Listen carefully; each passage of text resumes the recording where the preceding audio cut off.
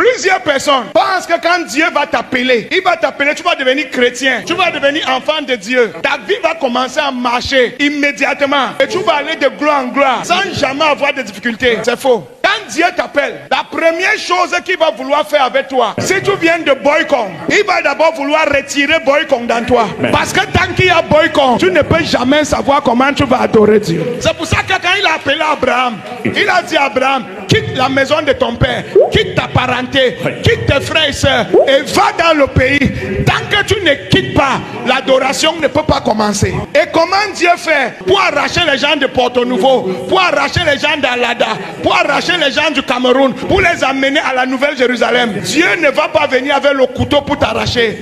Dieu va envoyer les problèmes dans ta vie. C'est le nombre de problèmes auxquels tu fais face, c'est le nombre de difficultés que tu affrontes, c'est le nombre de combats qui vient vers toi, qui va finir par tuer Boycon en toi, qui va finir par tuer Azorvé, qui va finir par tuer Parakou. Et tu vas commencer à dire, Dieu est fidèle, Dieu est bon, Dieu est Seigneur, gloire à Dieu. Sinon, tant que Boycon est là, tu ne peux pas adorer Dieu. Parce que quand Boycon est là, Boycon te dit ceci: si quelqu'un te fait ça, ne laisse pas, toi aussi tu dois lui faire ça. Et Dieu est en train de te dire, si quelqu'un te fait ça, tu dois pardonner la personne. Est-ce que Dieu peut s'installer tant que Boycon est là? Et comment Boycon va mourir? Une maladie va venir dans toi. Aucun féticheur de Boycon ne pourra te soigner. Tu vas marcher avec. Et quand tu vas venir, le Dieu Auto va te guérir. Et tu vas commencer à réfléchir. Mais si personne ne m'a guéri à Boycon, et que c'est le Dieu Auto qui m'a guéri, ça veut dire que c'est lui qui est puissant, c'est lui qui est fort.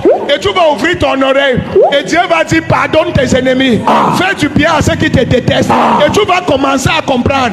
Mais si la maladie ne venait pas, tu ne pouvais pas laisser Boycon. Si la pauvreté ne venait pas, tu ne pouvais pas laisser Boycon. Si la stérilité ne venait pas, tu ne pouvais pas laisser Boycon. Un adorateur est identifié et est vu au milieu de problèmes. Quand on dit que voici un adorateur de Dieu, ça ne veut pas que tu n'as pas de problème. Ça veut dire que tu as choisi Dieu au milieu des problèmes. Parce que s'il n'y a pas de désert, il n'y a pas de vraie adoration. C'est quand tu passes par le désert, la décision que tu prends dans le désert, c'est ça qui est la preuve si tu es un adorateur ou pas.